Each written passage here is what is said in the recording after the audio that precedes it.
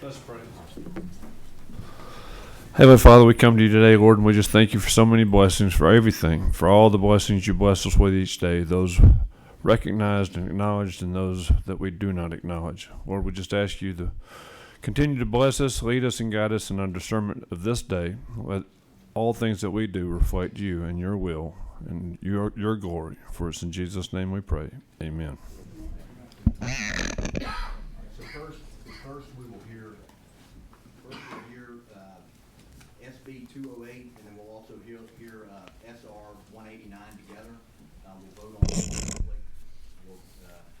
Chairman Dolezal, if you will go ahead.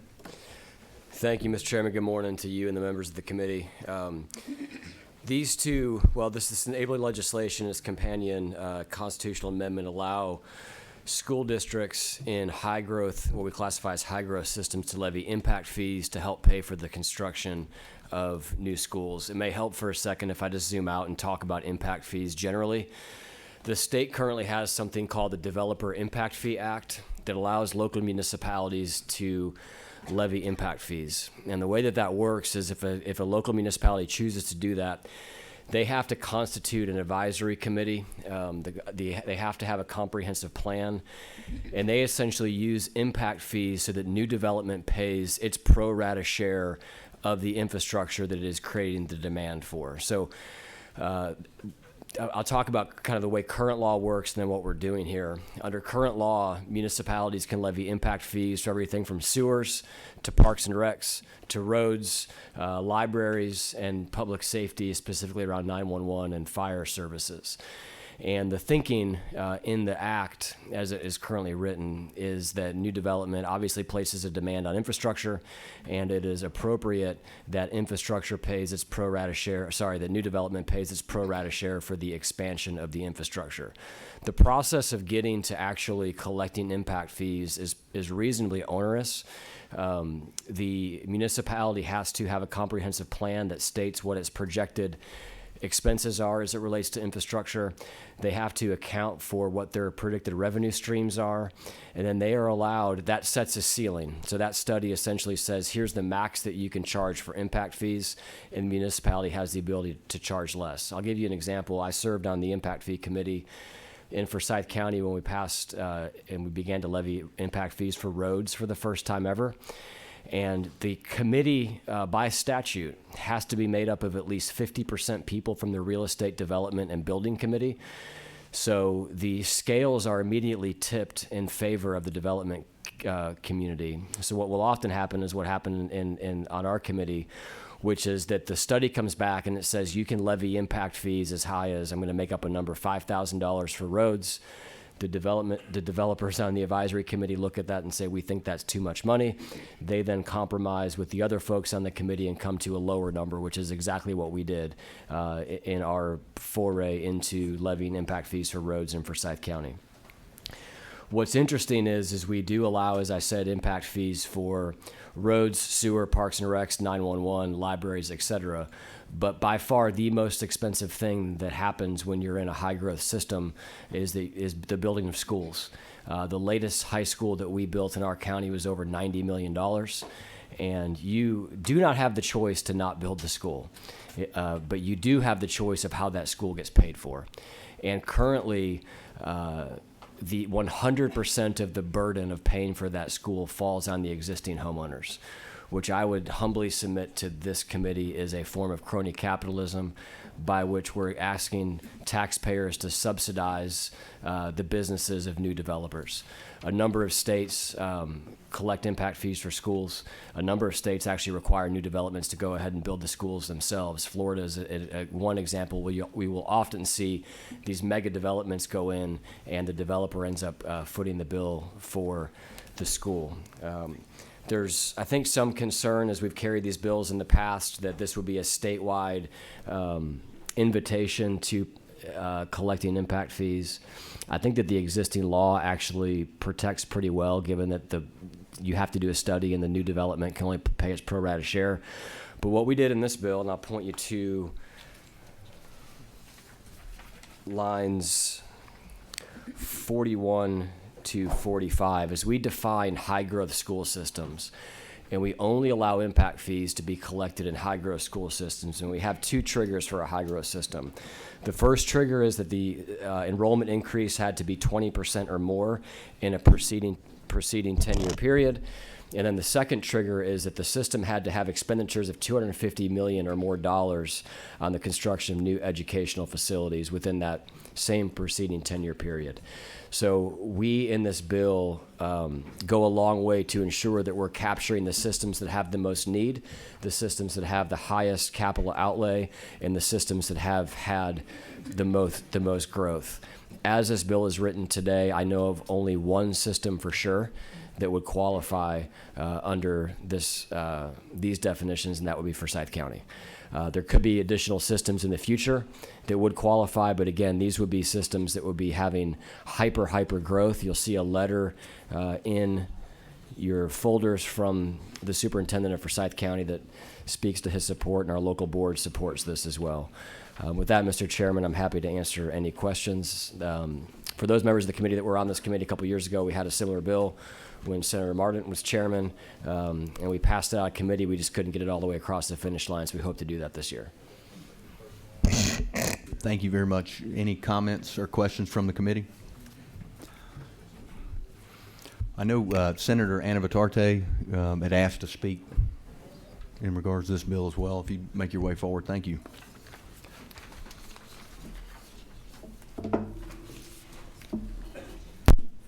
Thank you, Mr. Chairman and committee.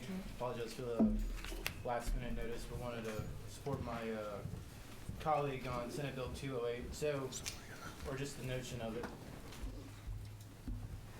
Hear me now? Is that better? I'll just get closer to Greg here. But I just thank you for letting me just give quick comments on Senate Bill 208. As Senator Dozal mentioned, Forsyth County, like Paulding County, has been a high-growth school district for many years, going back a decade, maybe even 20 years, going back to the Great Recession when home building was a significant, just factor in our local economy. I don't think it's a secret to anybody that in Paulding County, Georgia, we're a bedroom community where most of the county leaves the county to go and earn a living. Our county, when I was on the school board in 2019, we passed our East Blast, which for our county only collects about $120 million. So if we put it in perspective of even Senator Dozal's example of building a high school in this day and age, going back to 2019 dollars, almost every single penny of that East Blast could build maybe one school. But if we fast forward with inflation and everything that I think our communities are impacted with, the costs are growing, the building and the population is growing, and I might have an old figure, but I know for every home built, at least in Paulding County, Georgia, the cost of the school district usually ran about $1,700 per home. That when that happened, one of the high schools I represent in Paulding, North Paulding, it was built to basically have 2,100 students in it. Right now, it's over 3,000 students in that school. So when we think about maximizing our East Blast dollars and our budgets, being very fiscally responsible, which I know our school district has been, the challenges of building a new school against Paulding County High School, South Paulding High School, they have other renovations, other needs, other facilities, other challenges to meet with the technology demand and the student demand that we have in our community. I think we need relief. I think this is an appropriate measure. It does go on the ballot, so the citizens have an opportunity to vote yay or nay. But I also think this is, again, being good stewards of our money. I think it's a conservative approach in some ways. But also, too, I think it helps, these, high-growth counties. We're also, too, my county is a low-wealth school district, probably in the top 3, top 5 historically, like Gwinnett County, Mr. Chairman, I know you're very well of. So instead of raising taxes on our citizens, I think this provides relief to our citizens to do it in a different way. So I just want to come by and say that. Thank you, Mr. Chairman. Thank you, Senator Dozal, for this bill. Thank you very much. We've got a couple of folks that signed up to speak. I'm going to limit it to 2 minutes. We've got 2 other bills we've got to get through this morning. The first speaker, Stephanie Tanner. Thank you. And then on deck is Austin Hackney. All right. Good morning. Thank you, Chairman Dixon and committee members, for bringing SB 208 and its accompanying resolution forward today. Thank you to Senator Dolezal for sponsoring this bill. We all know Georgia is the #1 place to do business. With economic development comes new growth, but communities need to be able to appropriately respond to that new growth through the appropriate resources. That's why GSBA, by the way, I'm with the Georgia School Boards Association. I'm Stephanie Tanner. GSBA has a policy position in support of development impact fees, and we appreciate Senator Dolezal bringing schools into the fold by allowing them to collect development impact fees for educational facilities. We're excited about this bill and its resolution, and we're in support of it. Thank you for your time today. Thank you so much. And then on deck after Austin is Buddy Costley.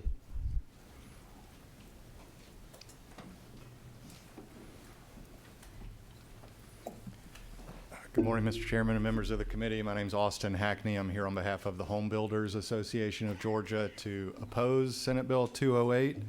And I do that on behalf of home buyers in the state. Currently, as was described, the existing development impact fee law allows local communities to enact these fees on new homeowners.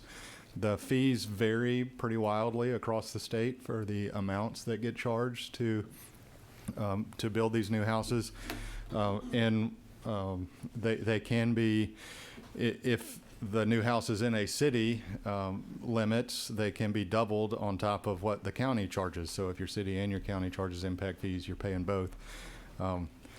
In one high-growth school system that could potentially be impacted by this bill, they already charge $8,393 to every new home built in that community. And we're in the middle of a housing affordability crisis, and we're talking about adding new fees to new homes. And so my contention here today would be for you to consider the cost and benefits of these new fees on families who are trying to buy their first home and paying an extra $8,393 already to do that in this community. I would encourage you to think about all the different revenue streams that exist currently to pay for new school buildings. And I would suggest that new construction houses are not always sold to new people in the community. Somebody might have lived there for 50 years and all of a sudden want to build a new home for their family in their community where they live, and they would be subject to this impact fee without being a new burden on the school system. So I would ask you to consider all that, and please vote no to Senate Bill 208, and let's think about different ways that we could tackle this issue without burdening an already terrible housing affordability crisis in the state. Thank you. Thank you.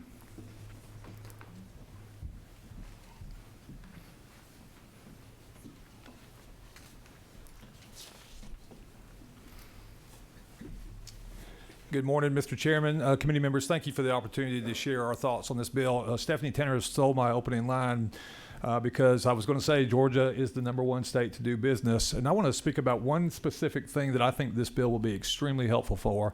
And it's because of the vision of Governor Kemp and this state's vision about bringing economic development to the state. Down towards Savannah, there's going to be dramatic growth in places like Bryan County, Bullitt County, Effingham County, et cetera, with the new jobs, with the new plants that are being opened. Those systems are already asking, like, how are we going to accommodate this growth? And those people will be a boatload of new people moving into those communities, and the schools that are going to have to be built in the next 5 years to accommodate this gigantic growth. It's going to be something that the state has not seen in quite some time. I think this bill is going to be a savior to places like that. And as we have future growth, because Georgia is winning right now, we want to make sure that the taxpayers don't take the burden of that. And I think this will be a great thing for the state of Georgia and for our school systems as well. Thank you for listening. Thank you so much.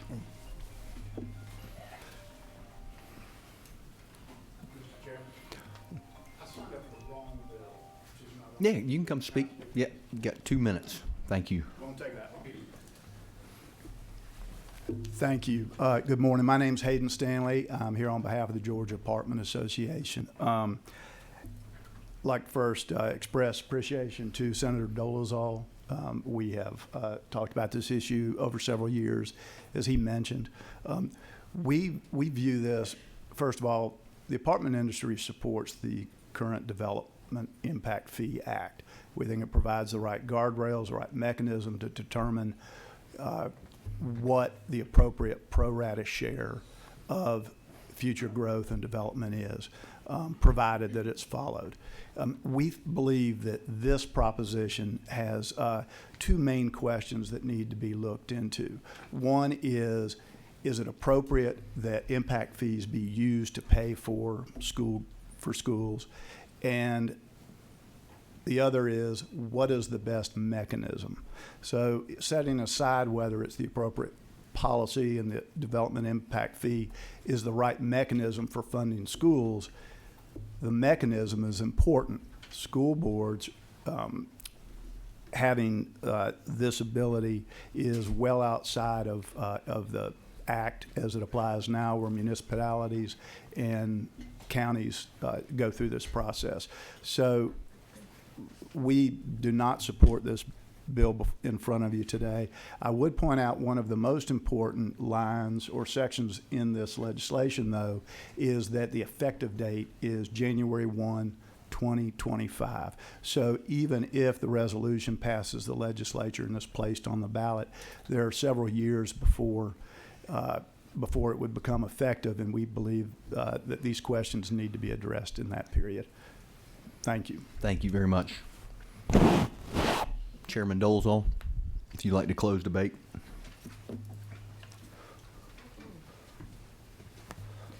Thank you, Mr. Chairman. I'll try to be brief. I don't think the folks that are here today are here to discuss this, but I'm happy to answer any questions. First of all, the reason 2025 is important is we put it on a general election ballot as it relates to the constitutional amendment, because we believe it's fair and appropriate that the most amount of Georgians get to review this process.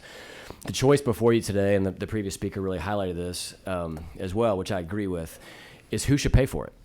It's not a question of if we're going to build new schools or not. The question is who should pay for it.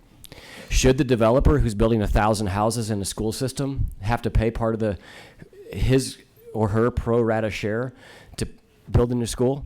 Or should 100% of the cost of that be carried by the existing homeowners? I think the answer to that, we all know what's fair in that scenario. The new school, in many of these cases, would not even exist were it not for the new development. So it is only fair and reasonable, as recognized by Georgia law across every other area of infrastructure, that this is the proper way to do it. The previous speaker said he agrees with the process of the calculation. So then the only question is, really, should schools be excluded? I would reverse the question.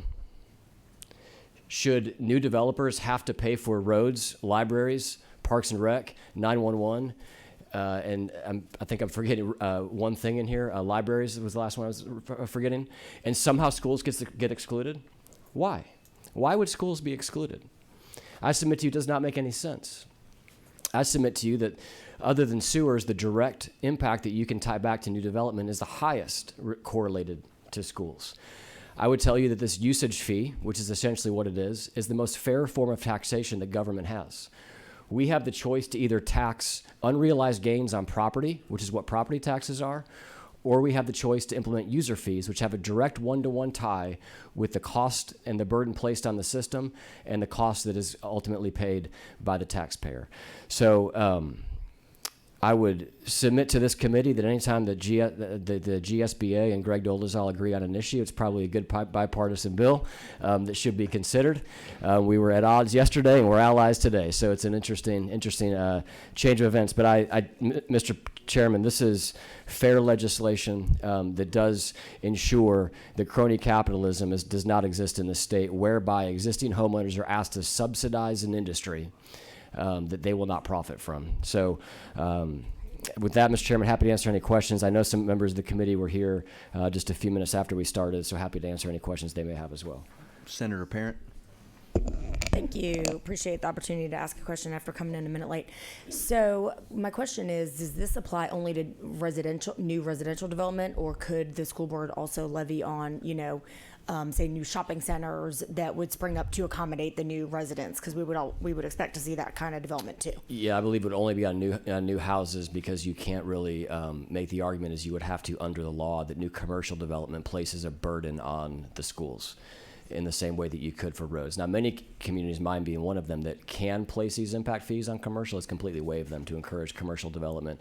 Because a lot of where we're seeing this is in bedroom communities that are struggling with their tax base. Ours, for example, is 80-20 residential commercial. We know it really should be more like 60-40. But you cannot make the case in the study that's required to levy these fees that a commercial development places a demand on the school system. Thank you. Any further questions from the committee? Seeing none, what's the will of the committee?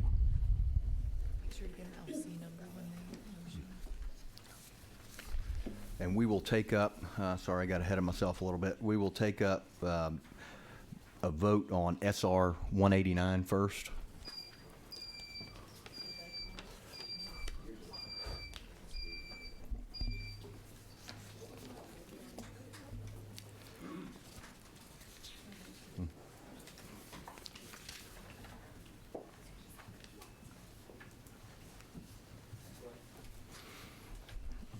Do we have a motion on SR 189?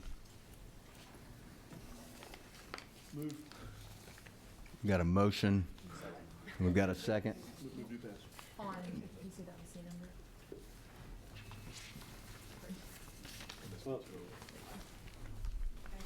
Make a motion on Senate Resolution 189, LC version 491327.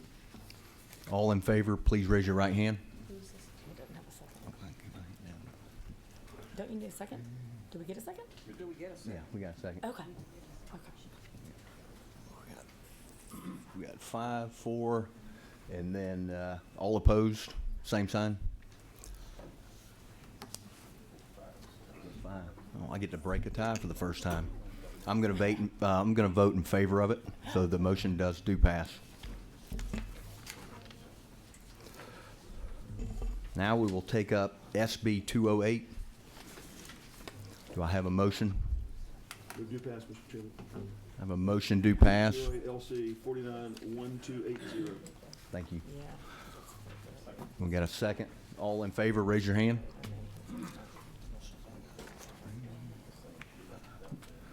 Okay. All opposed, same sign.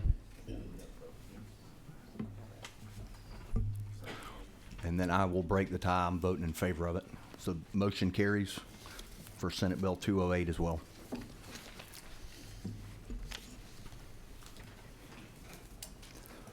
All right, now moving on to SB 147, Senator Steele.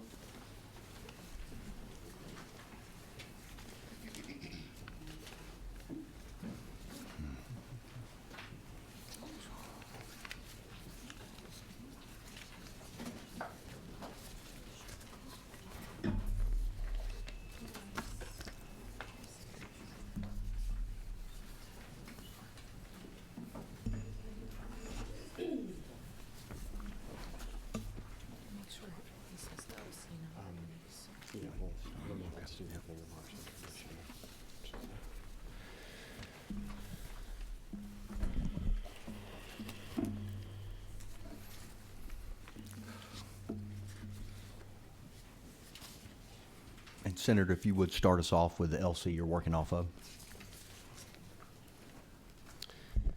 LC 491365S. Thank you. Thank you, Mr. Chairman, Chairman Dixon, fellow Education Committee members. I come today to present SB 147, the Boundless Opportunities for Georgia Students Act. I'm bringing this bill on behalf of my constituents in Forsyth, Gwinnett, and Fulton counties, and other counties all across this state. The goal of this legislation is simple: to confirm a family's right and ability to seek the best of education opportunities for their child. A child's zip code should not be the deciding factor in determining their future opportunities in school or in life. That's why this bill is called Boundless Opportunities, because arbitrary county and city boundaries should not determine educational opportunities or outcomes for our students. This is particularly true in Metro Atlanta, where moving even one block can place a child in a different school system without the parent ever realizing it until they go to register for the upcoming school year and discover that their student can no longer attend. Current law says that a school or school district cannot enroll a non-resident student unless the residency district permits it. And in the case of austerity funding, contracts with the enrolling district to transfer those funds. This bill simply clarifies that these important, sometimes life-changing decisions regarding a child's future should be left up to the family and the enrolling district. In other words, a district of residency should not be able to hold a child hostage simply because his family happens to live within its county borders. This open enrollment effort, similar to laws in other states, including Arizona, Minnesota, Michigan, and Wisconsin, allowing parents to decide which school district is the best fit for their child. One of the longest standing state laws on open enrollment comes from Wisconsin, which began allowing open enrollment in 1998 with 2,500 students and has grown to more than 70,000 students last year. Research on Michigan's open enrollment found that students most likely to take advantage were low-income and minority students were most likely to take advantage. In other words, this bill is targeting those who need options the most. There are several things this bill does not do. It does not take any money out of the public system as demonstrated by the fiscal note. It does not take any money from a local school system. All local property tax revenue, including the amount paid by the student's family, remain within the residency district. And the state's money that's transferred is money they would lose anyway if the student left the district for any reason. It does not leave the residency district worse off. The committee sub before you ensures that no money will be transferred if it would result in a residency district being left with less than $10,000 per student.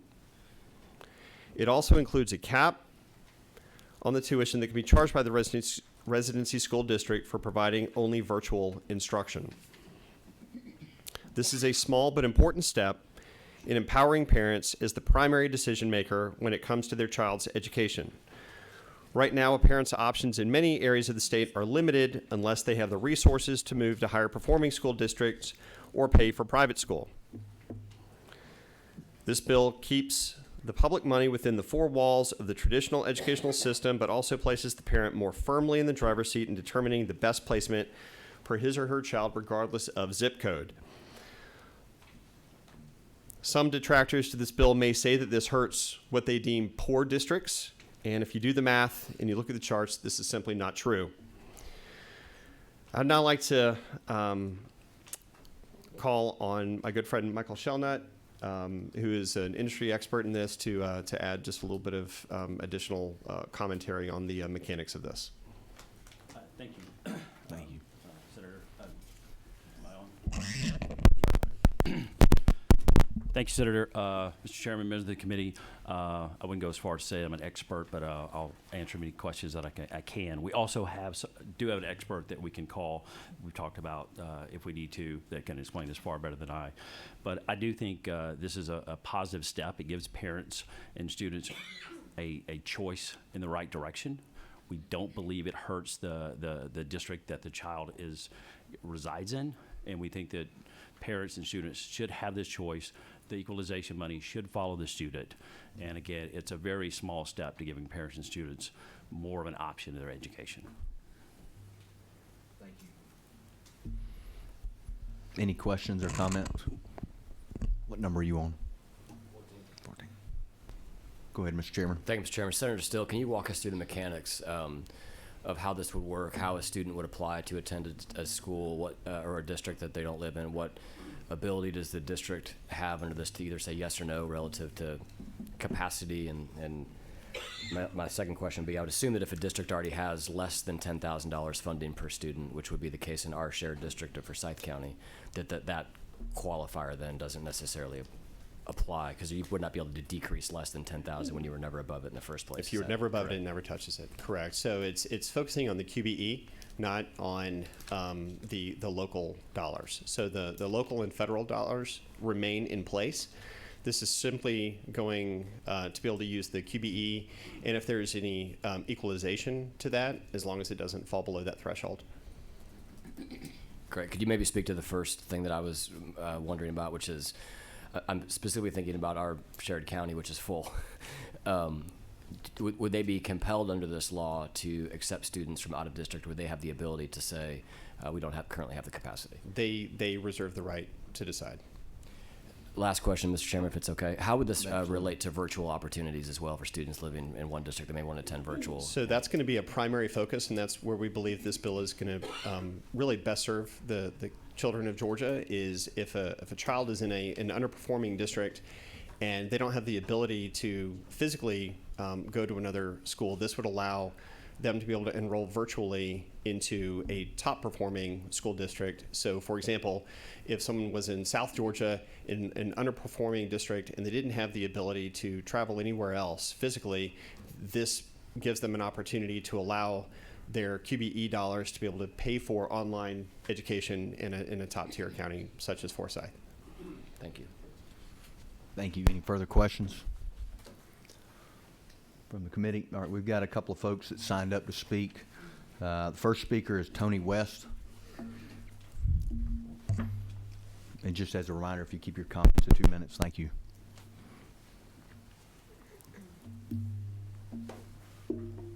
Thank you, Mr. Chairman. I will be brief. I know we have a full committee room today. My name is Tony West. I'm with Americans for Prosperity Georgia, and on behalf of the activists across the state, I'm here to support this bill, which will make the popular policy of open enrollment much easier for Georgia students and families to take part in. Every child's different, and there are many reasons why a student may be struggling to succeed in the school they're zoned for. Not every family can afford to move to the school district they'd most prefer. But as a state, we should have workable pathways for parents to send their student to the public school they feel will suit them best and have the best learning environment for them to develop their unique talents. We support any policy change that moves us in the direction of student-centered education, and this bill most assuredly does. Appreciate your time. Thank you. You've got a question. Senator Parent. Thank you. Thank you so much. And I could have asked the author of this, but so I think the purpose behind the bill still stands, but in my area, the schools that are really desirable are already full. You know what I mean? Like, it's like a school gets a reputation and then that's where everyone wants to go. Mm-hmm. So I just don't know. You still see it as being quite impactful? I mean, there'd be like smaller reasons a family might want to move, school districts that don't necessarily tie in with we think this is the school that's gotten the good reputation. But as far as my experience, when a school has gotten that reputation, they're pretty darn full. That may be the case, and I believe the sponsor just mentioned that would be an instance where the incoming district would reserve the right to say we're full. But I'm sure there are going to be many instances where students would like to go to another district, and they do have openings, and we would love to see that happen, and we support it. Thank you. Thank you. Next up, we've got Buddy Costley, and then on deck is Mac Purcell.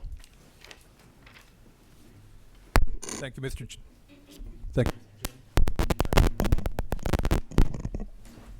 you. If Vice Chairman Payne points to move, I move. So good morning. I failed to do this earlier. My name is Buddy Costley, and I represent the Georgia Association of Educational Leaders. And our organization has worked with this committee, whoever sat on it, for decades. So I say that out loud because I realize, and I've met with Senator Steele, who gave me all the time that I could have asked for. So I want to say thank you for that. Here's my concern. I know there is an emphatic belief amongst many of this committee about school choice, but if there's any kind of deference to the relation that we have, what I'm here to say is not to argue the school choice piece, because we may disagree on that. This bill, I don't think people understand the actual the complications of this bill and what this bill actually does. Equalization funds are the funds at stake here, and it will take me just a second to explain it because it is a very complicated bill. Equalization funds are only earned by what are called by the state lower wealth systems. In other words, some of the counties that were named in the author's testimony don't receive equalization funds at all because they raise more millage per student. And that's basically how equalization works. By definition, then, this would create a set of systems who don't have to pay this versus a set of systems that do have to pay this. The systems that would have to pay these equalization funds, regardless of how you feel about the school choice argument, which we're putting to the side, the systems would be the lower wealth. They raise less millage per kid. Gwinnett County is often brought up here because Gwinnett County is anybody that's been in my business. I was a superintendent for 11 years. I know this formula backwards and forwards. Is the Gwinnett County earns equalization, and people will ask, why does Gwinnett County earn equalization? It's because they have so many kids versus their millage. They're an outlier. The average system, the real systems that benefit from equalization are not Gwinnett counties. These are the rural folks, a lot of them south of the Nat line, that get equalization grants to help equalize them with systems that raise more money or have the ability to raise more money than they do. They get less SPLOST 2, et cetera. So the problem with this is you're going to create a system where only the lower wealth systems that get a grant pay a fine, where the richer systems do not have to fine. I made that word up. Pay the equalization. The richer systems, or the ones that have the ability to raise more money, by definition, will not have to pay a dime of these funds to the receiving system. To us, that's going to be a thing that, regardless of how you feel in the school choice piece, we should be uncomfortable with. Final thing. This, because it removes the contract language, and I realize this is complicated. It takes just a few more seconds to explain it. I was one of those systems. We had contracts with other systems, and by contract, we did share the equalization funds because they were done by contract, because perhaps the system served my kids because of geography issues, or a school was too close to the county line or whatever. And so we made agreements by contract that we'll send the equalization funds fine because you're helping us. We're helping each other. This gets rid of that language and expands it to every single school system in the state, and there are tens of thousands of kids that kids can already cross state lines, county lines. They can already pay tuition, etc., and they already send the QBE funds over. So that's not an issue. We're not arguing that. QBE funds go with the kid wherever they go to another school system. This issue is like, so if I'm Acme School System and I've got 300 kids that are tuition students that I took from 5 other counties, this bill, we think, would give that county the ability to send a bill to all 5 of those counties and say, not only do we get tuition money for these kids that we took from your system, not only do we get the QBE funds, you're also going to owe us a bill for the equalization funds that, again, only the lower wealth systems would pay. For those reasons, here's what we're asking. We're just asking Thank you. I'm going to have to close it up. Thank you for listening. We're just asking that you just slow this bill down and understand the consequences of the bill. Thank you. We've got one question for you.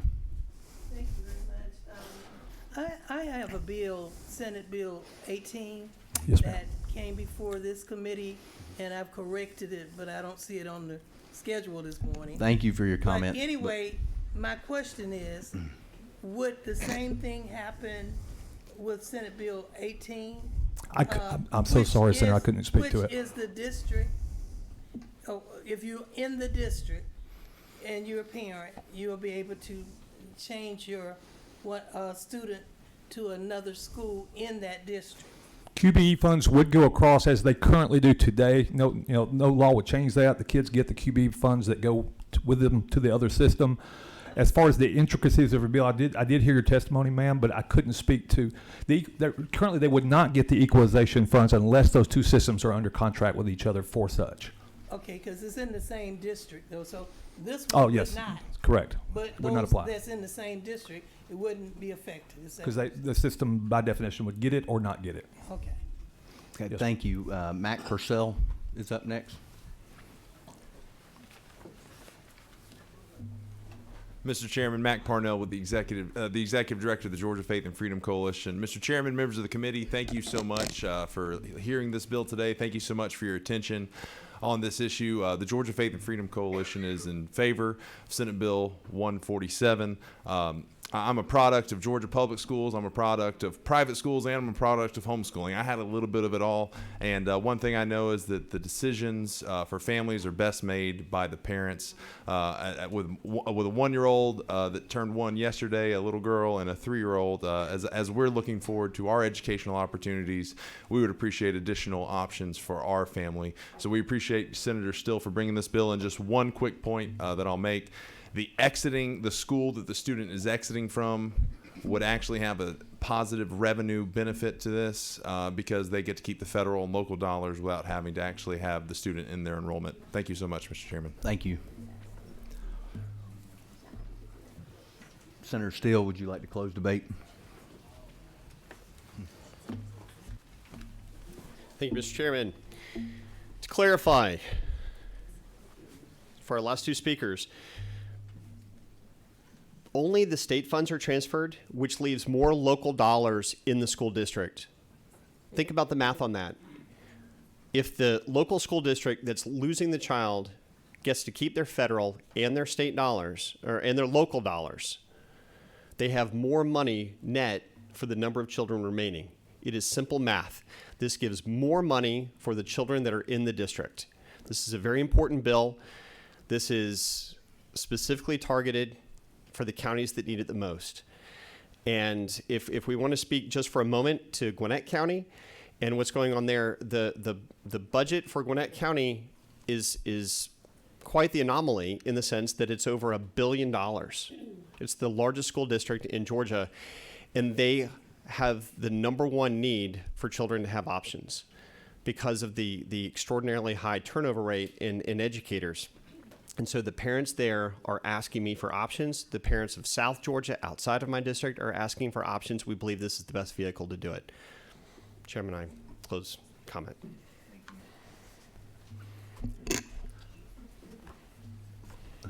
Senator Dolezal. Mr. Chairman, at the appropriate time, I'd like to make a motion to pass. We've got a motion to pass. Do we have a second? Second. We've got a motion and a second. All in favor, raise your right hand. Keep it up.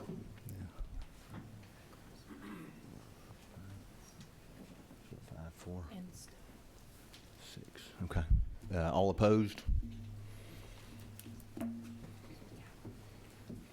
Motion carries 6-4. Thank you. Now we're moving on to Senate Bill 88. Okay, where's she at?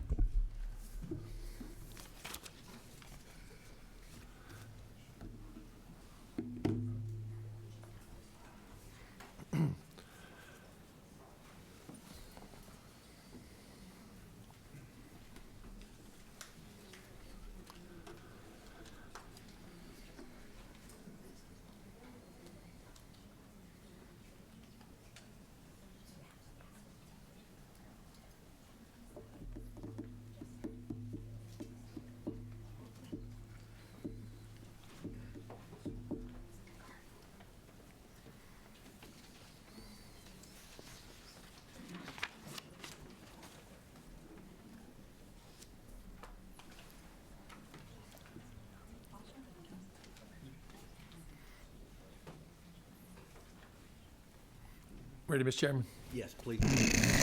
Thank you, Mr. Chairman and members of the committee. We're working off Senate Bill 88 LC 339428S. Make sure everybody's, because that's a complete new sub from when we talked to you last time in the committee and got it approved. I just kind of want to go over quick highlights, if you don't mind, Mr. Chairman. I'll do it as quick as possible.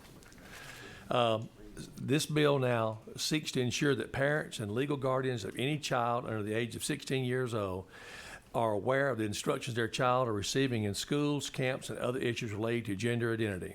It also seeks to ensure that to the greatest extent the appropriate situations involving a child who's raises gender identity questions in public schools or others, that it's handled consistently, sensitively, and to the greatest extent appropriate with parental involvement. Okay, very simply this right here. This bill recognizes the significant increase of questions in children regarding gender identity and the General Assembly's position on this. It defines terms. The bill will apply to instructions and discussion of gender identity of children under the age of 16 only, which is the age of consent in Georgia. Private schools, this is very important.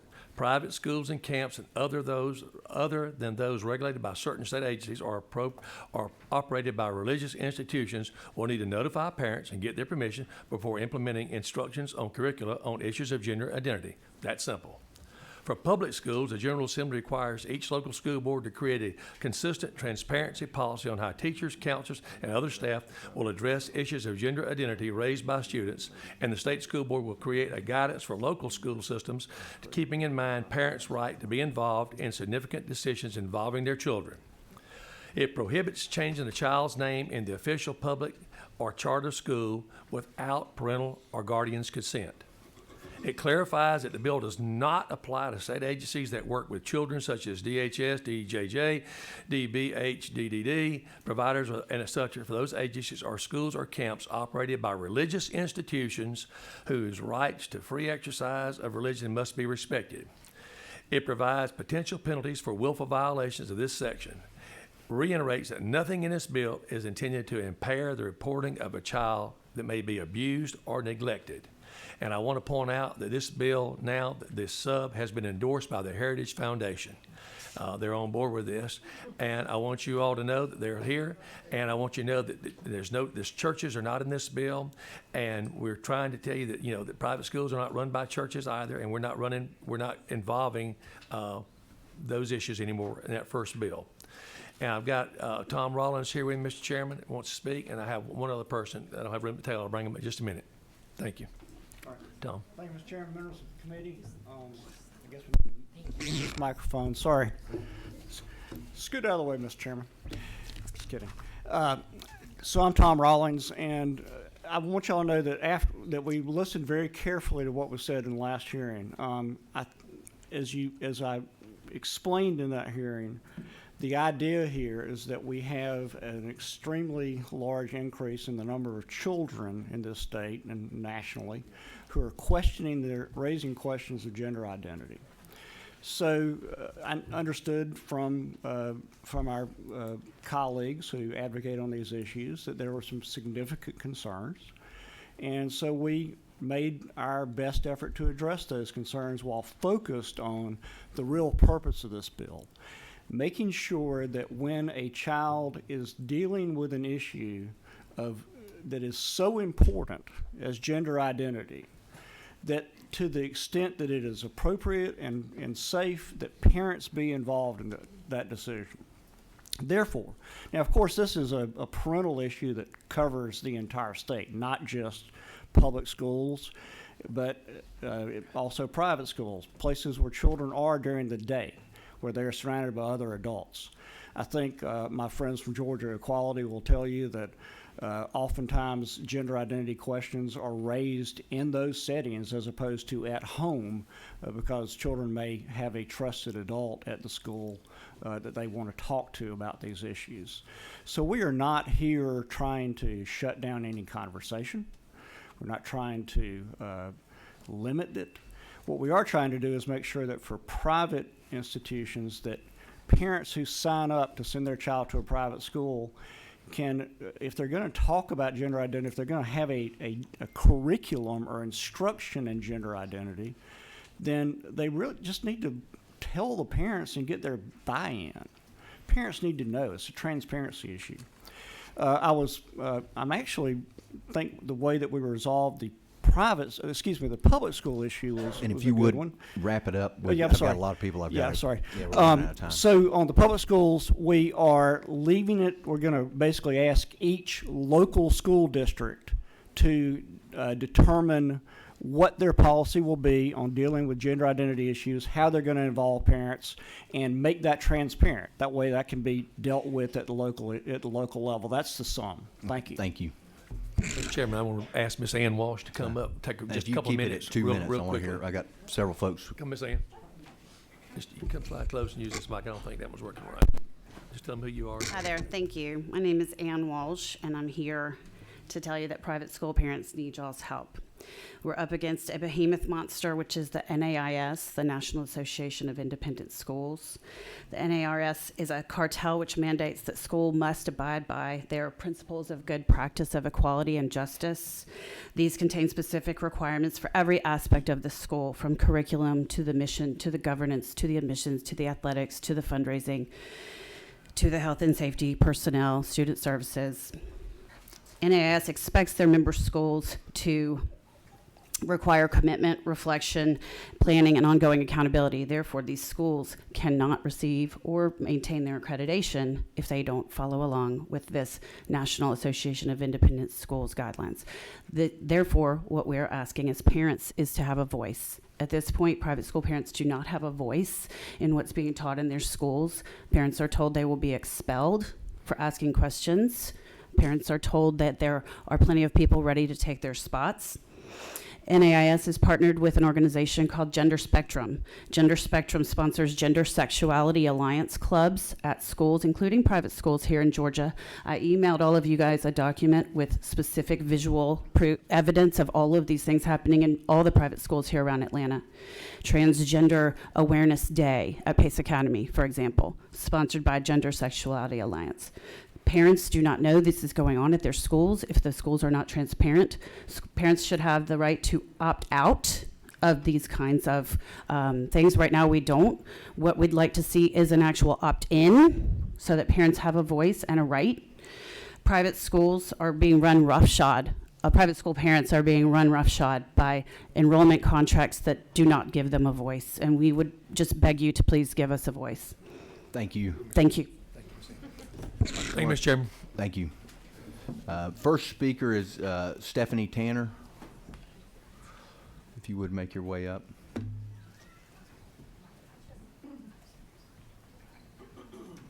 And then on deck is, I can't read. I'm back. Tracy Nance, if you would be on deck as our next speaker. Thank you. Yeah, and I'm going to, I know some folks are going to get mad at me, but I'm going to give 1 minute here. I want to hear from as many of y'all as I can. And if there's any groups that are together that signed up, or if you've got, you know, if there's some of the same subject matter, if we could group that together, I'd be grateful. Okay. Please proceed. I'll try to be quick. Thank you, Chairman Dixon and committee members, for letting me speak to SB 88, and thank you to Senator Summers for discussing the bill with us and incorporating some positive changes. I'm Stephanie Tanner with the Georgia School Boards Association. Protecting children is important, but GSBA has some significant concerns with how this bill aims to meet that goal. So, first, it takes away local autonomy by forcing local boards to have policies around gender identity and parental notification. It's impossible to account for every situation. So that opens boards up to more lawsuits. So instead, GSBA wants to handle these on a case-by-case basis so that we can maintain the dignity of all involved parties. Second, it's a guiding belief of ours to that society has a duty to care for all children without knowing each student's family situation. If you would wrap it up, thank you. A blanket parental notification policy could lead to instances of child endangerment and abuse. And then finally, let's not punish teachers and schools with sanctions and by withholding funding. Thank you for your time. And then Christine Knox is on deck next. Good morning, Chairman and Good members morning. of the committee. I'm excited to be here. My name is Tracy Nance, and I'm the 2020 and 2021 Georgia Teacher of the Year. I'm excited to be here because I know how much you value educators' voice. Just last week, you passed Senate Bill 170, which actually gives voice to the Georgia Teacher of the Year. I'm going to try to make this short. I want to start with saying that I love what I've been reading all about you. You know that we've been researching, and we know I am a Furman grad, just like Senator Dolezal, just like Senator Seltzer. I went to North Point Community Church, drove down from Furman every single Wednesday night for 722. We have a lot in common here. And foremost, what we have in common is a desire to protect families and kids. And that brings me to the name of this bill.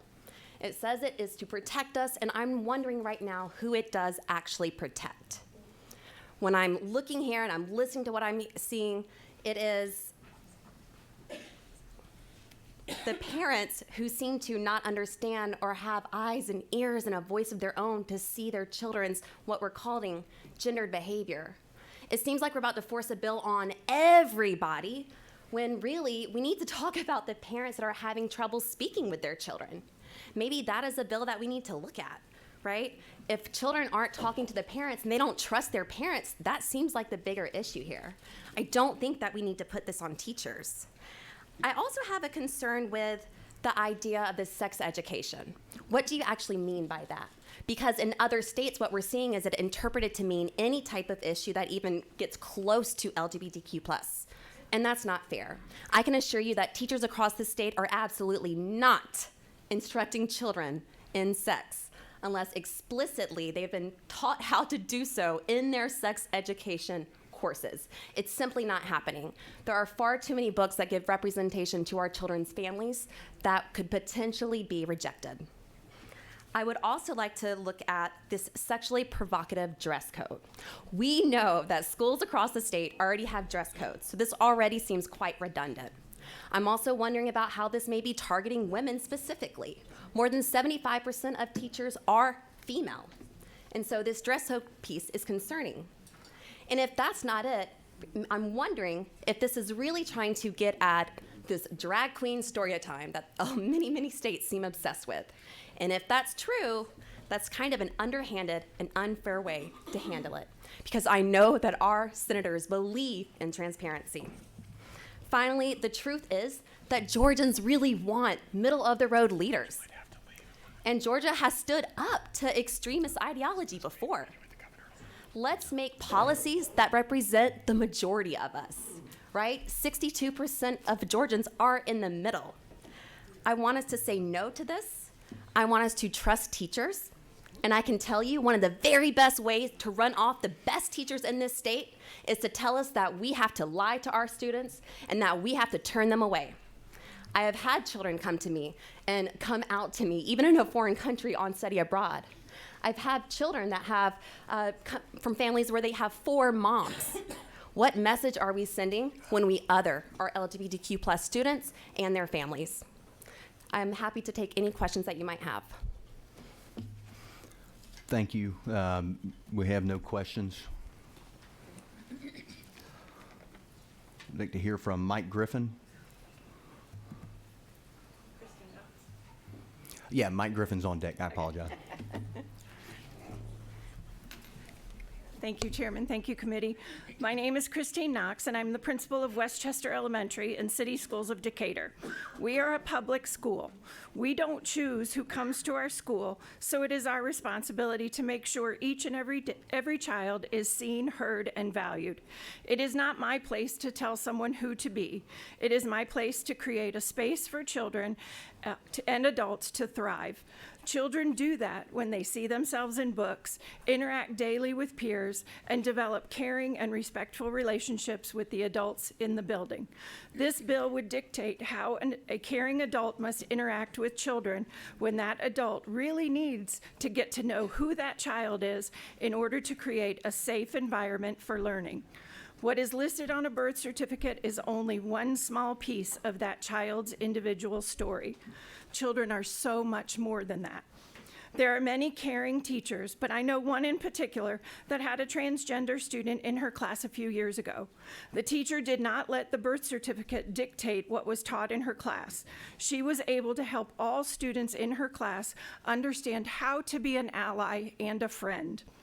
We have resources and the capability to help students and their educators create a trusting, safe space for each child. We create the space for children to be who they want to be. Classrooms should be an oasis of safety, a positive learning environment where students feel cared for, respected, and encouraged. If this bill is passed, it would create an additional layer of surveillance that does not currently exist. This administrative burden placed on schools to create and monitor such policies is not needed. Right now, we can respond to the needs of students because that is what effective educators do. Teachers need to be trusted professionals to teach their students in a responsive manner, both academically and emotionally. I ask, why would we add one more layer of monitoring a child's birth certificate and create additional burden and harm to our students? Thank you.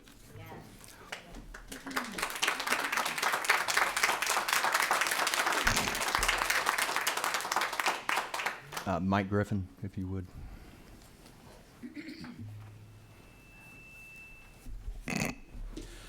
Thank you, Mr. Chairman. I am Mike Griffin. I'm the Public Affairs Representative with the Georgia Baptist Mission Board, and we certainly appreciate the Senator bringing this legislation, and we do. And I originally signed up categorically as supporting it, and we appreciate the heart behind the legislation and the work that the senators put in it. However, we have heard from many folks, including our legal partners and activists from around the state on this issue with this bill, and we believe that this bill has dramatic unintended consequences for parental rights and for children in public schools as well, and those concerns have not all been addressed. And so as it stands, we're concerned with this bill, though we certainly share the motivation of the sponsor, so we would have to oppose this particular language. But we agree with the subject that we need to address. Thank you very much for your testimony. Yes, sir. So this committee is, we've got a committee meeting that's coming in after us, and some of them are sitting in the back of the room waiting to get started. I know there were a lot of more folks signed up to speak. We have run out of time. You can ask them to provide written testimony. And you can also provide written testimony to the committee via email or mail it in. Would be grateful if you would do that. We do have this set for a vote. Any comments or questions from the committee? And would like to hear closing debate from the author.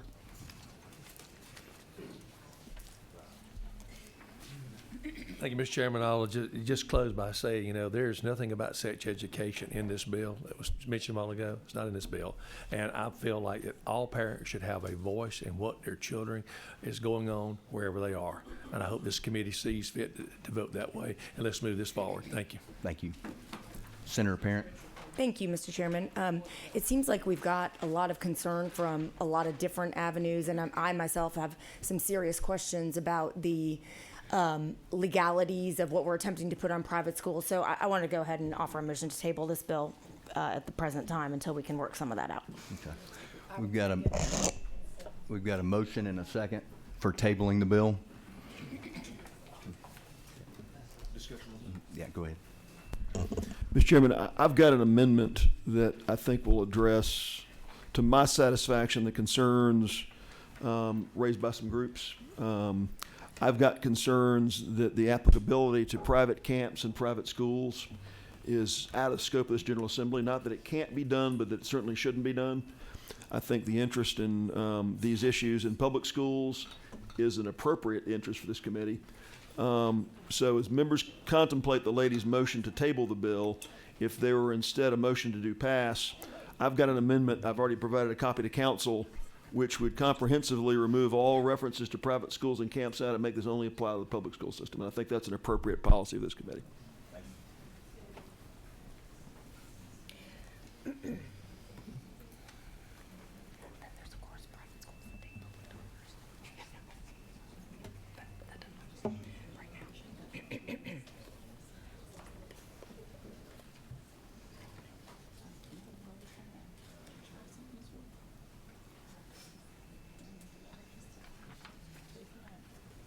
Will you work with me to make that change?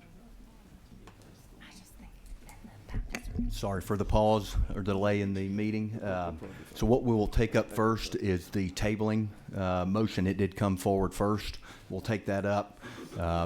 If it passes, then the bill is tabled. If it doesn't, then we will take up and we'll offer the, having trouble with our microphones this morning, then we'll discuss the amendment. So the motion on the floor is to table this bill. We've got a second. All in favor, please raise your right hand and keep it up for a moment.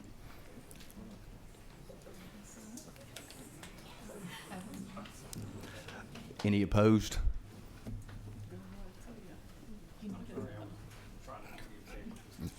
All right, well, so all in favor of the bill? All right, tabling the bill, sorry. My apologies. We've got a motion and a second to table the bill. All in favor of tabling the bill, please raise your right hand.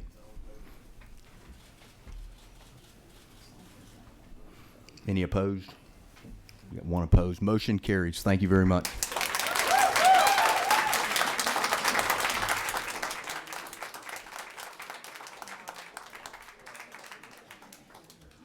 Our meeting is adjourned. Thank you all for coming.